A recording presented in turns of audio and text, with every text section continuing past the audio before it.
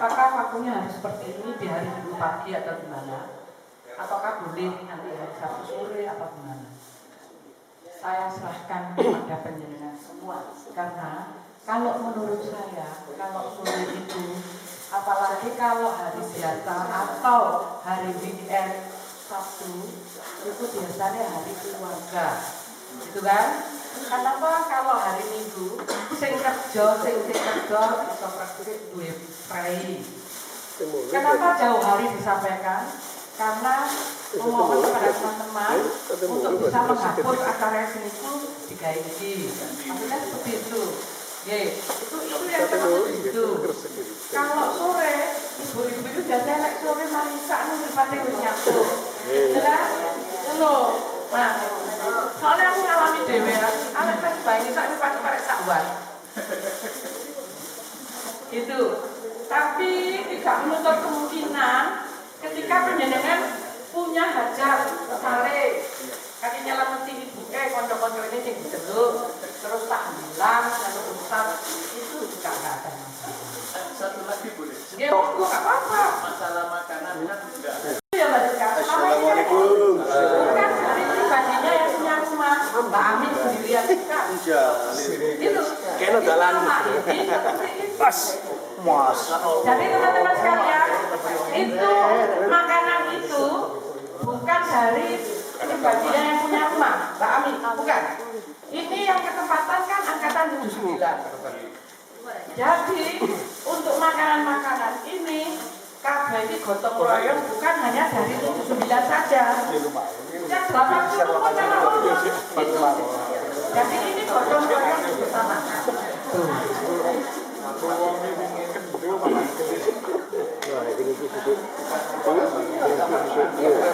Oh, kalau kata-katanya apakah ini harus ada? Menurut saya sih, karena ini pelaksanaannya hanya 2 bulan sekali. Sebagai rasa syukur ya dari kita, kemudian penjenengan datang, terus ketemu ya inilah ya camilan sama kan. Kalau misalkan mau nggak ada, katanya dikai angkuat kok, oh tak mau kan gitu ya. Ini keikhlasan semua. Jelas? Ini keikhlasan. Jadi nggak ada makanan ini harus ada, nggak ada. Ini keikhlasan, makanan ini diberikan keikhlasan. Jadi misalkan orang angkatan 80, bidang, roti, terus siska, setup. Bukan hanya angkatan 80, karena 79 yang punya hajat. Teman-teman juga bawa, itu mas. Selama ini kayak gitu. Kalau misalkan sing duwe hajat keberatan, gitu ya, keberatan. Otomatis kalau keberatan kan nggak diambil, gitu kan? Nggak mungkin, wes, tapi kan angkatan 80. Ini kan untuk 2 bulan kemudian kan angkatan 80, gitu kan? Angkatan 80 nanti akan yang berdirikan sendiri 80. Siapa yang akan kesempatan? Dan untuk subuhan-subuhan kayak gini tidak harus. Ate, bokeh mendol lah mbak. Ini ya nggak apa-apa. Loh, temenan. Loh, lah tuh asli aku ngomongnya tak palsu, loh. Jadi apapun saya, maksudnya itu aku terima kok. Ya apa sih oleh lagi? Kan ternyata enggak, sebenarnya enggak baru ya. Akhirnya aku kayak rumah dulu enggak rokok itu nanti dengan rokok. Nah saya bisa. Lagi aku enggak rokok saya. Tapi kayak bayi biasanya rokok.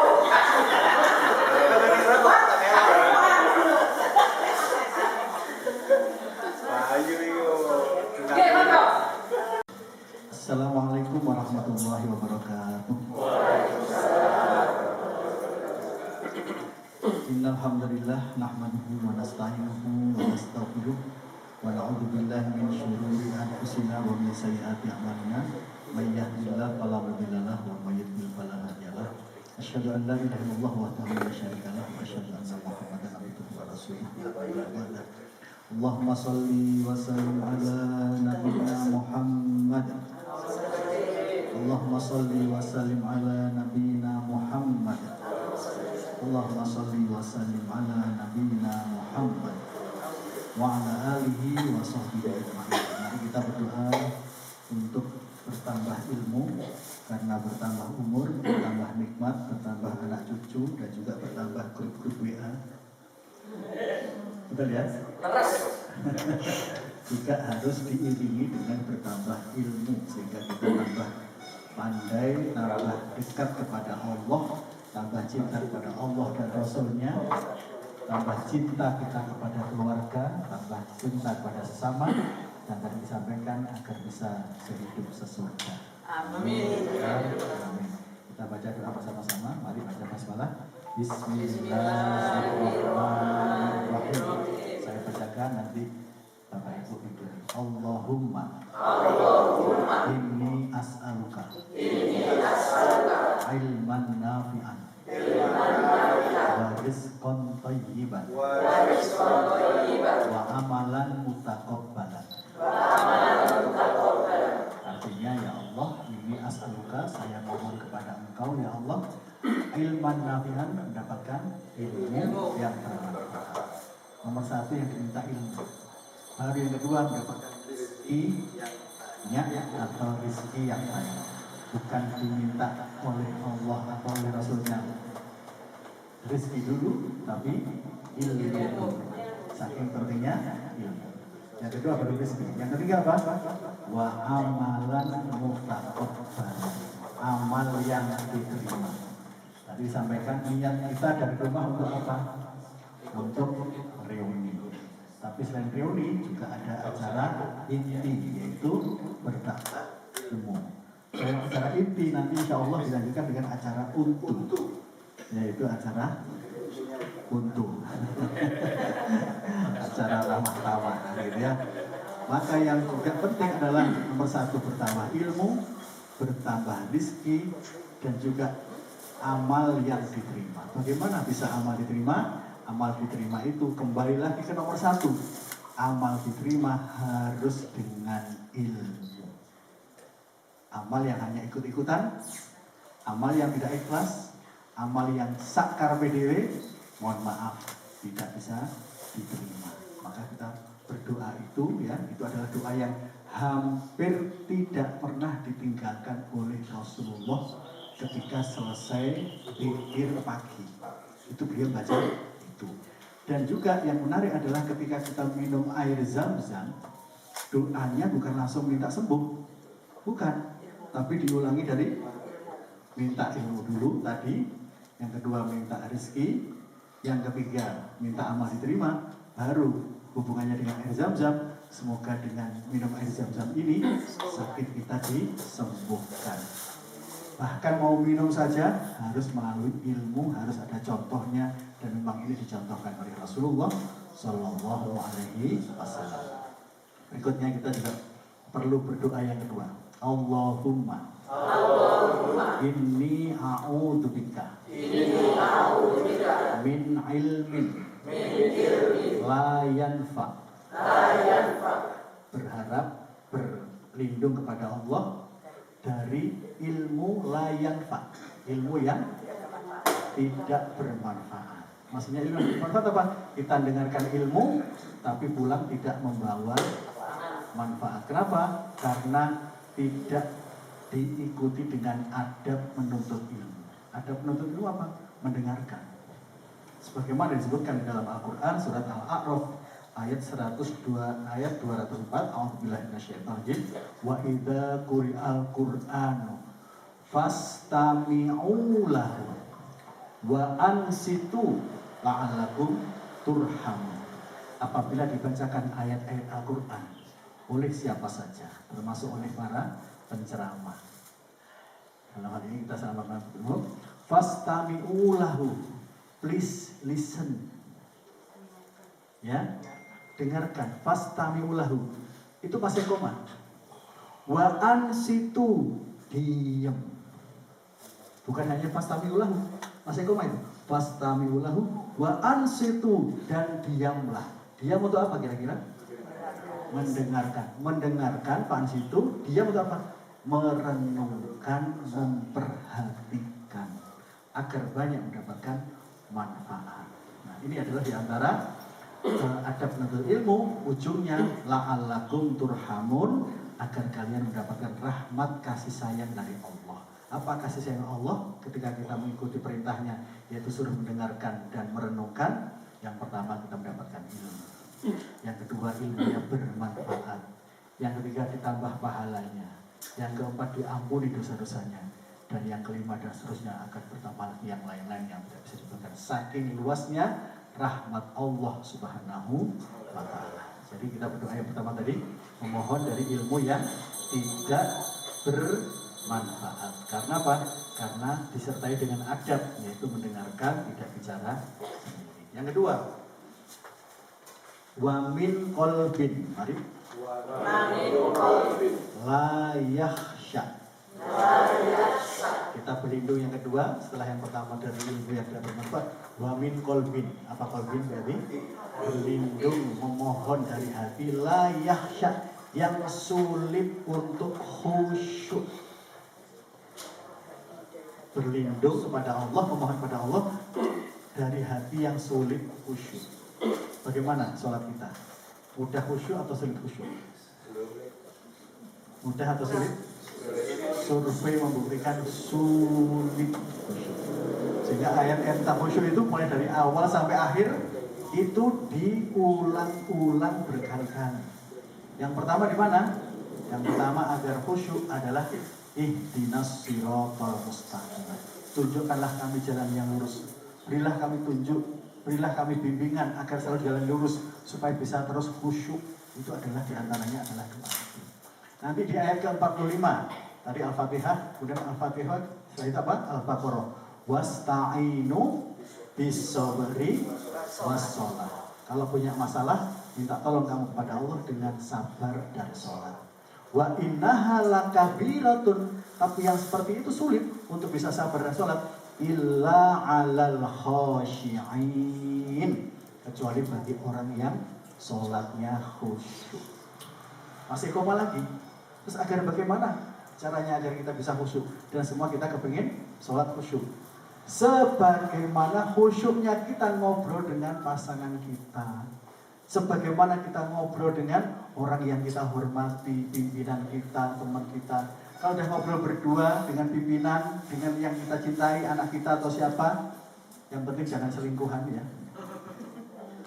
Kalau sudah khusyuk gimana? Kanan, kiri, depan, apa seperti saja, apa saja kita tidak terpengaruh. Betul apa enggak? Saking khusyuknya ngobrol dengan orang yang kita cintai. Termasuk khusyuk ketika HP-an. Betul apa enggak? Ya, lihat ini. Itu kanan kiri lewat tidak tahu. Kenapa? Saking khusyuknya. Tapi semua itu khusyuk yang duniawi, yang sementara.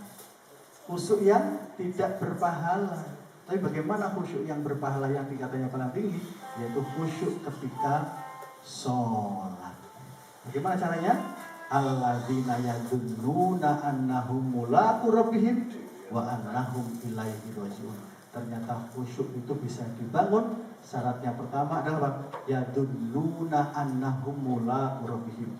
Ketika dia sholat, dia harus merasa sedang mulaqu rabbihim, sedang bertemu dengan Rabb-nya, sedang ngobrol dengan Rabb-nya satu-satunya. Maka itu syarat pertama. Sehingga mau tidak mau, kalau kita mau sholat kita khusyuk, mau tidak mau syaratnya kembali lagi ke doa yang pertama tadi. Harus tahu ilmunya. Apa? Tahu terjemahan apa yang kita baca. Sulit kita bisa khusyuk kalau kita tidak tahu artinya. Betul atau tidak? Sama dengan kita ngobrol dengan siapapun, terus kita nggak tahu dengan yang kita sampaikan. Kita ngobrol apa dia? Bagaimana kita bisa khusyuk? Kamu itu ngomong apa sih? Begitu juga kita ngobrol sama Allah, itu harus khusyuk. Caranya bagaimana? Ya belajar. Apalagi kita sudah punya waktu yang tidak sesibuk zaman-zaman dahulu, bukan gitu ya? Sudah apa? Sudah seperti lagu. Lagunya apa? Aku tidak seperti males belajar. Untuk urusan dunia semangat setengah mati. S1 ditempuh, S2 ditempuh, spesialis ditempuh, ya kan? Upgrade kursus, workshop dan ditempuh. Tapi untuk upgrade ke Allah, mi'raj ke Allah, kurang semangat. Maka ini adalah gangguan dari setan. Ya'lamuna dhahiran minal hayatid dunya. Mereka sangat ya'lamuna, mereka sangat paham tentang dunia. Wahum 'anil akhirati hum ghafilun.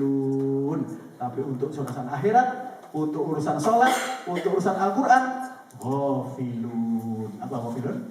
Lalai, tidak tertarik. Betul apa tidak? Itu yang anak-anak saja yang tidak tertarik atau mantan anak-anak juga tidak tertarik? Yang mana? Kalau sudah ditulis di Al-Quran pasti untuk semuanya. Sampai-sampai diingatkan juga di dalam surat Yasin yang juga sering kita baca. Litundhiro qaumamma undhiro aba'uhum wahum.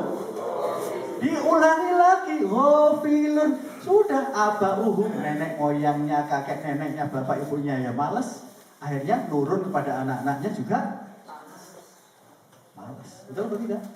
Tapi kalau untuk urusan dunia, main-main, game, ya kan, jalan-jalan, ya sekolah, bahasa Inggris, matematika dan seterusnya, semangat bukan main. Maka harus ada balancing, harus ada keseimbangan. Walaupun tidak harus 50-50 enggak, tapi harus ada perhatian khusus. Jangan sampai kita menjadi orang-orang yang ghafilun, orang-orang yang lalai, orang-orang yang merugi, orang-orang yang menyesal. Merugi itu akan menyesal, dan menyesal itu kan sekarang, menyesal itu nanti, kan betul kan? Maka mari pada kesempatan yang berbahagia ini kita punya komitmen. Untuk urusan dunia kita sudah lewat, kan gitu ya. Kita tinggal mengisi waktu-waktu kita, diberi waktu yang terbaik, maka kita manfaatkan untuk belajar, untuk bisa sholat khusyuk. Caranya mau tidak mau kita harus lihat terjemahnya, dan ini bukan sesuatu yang sulit kecuali orang-orang yang kena penyakit mual, gitu kan? Gitu ya. Dan nanti pasti akan ada orang-orang yang diberi petunjuk oleh Allah kalau dia punya niat. Jadi kuncinya adalah kita harus punya niat. Yang pertama, alladzina yadunnuna annahum mulaqun. Syarat agar bisa khusyuk adalah merasa bertemu dengan Allah.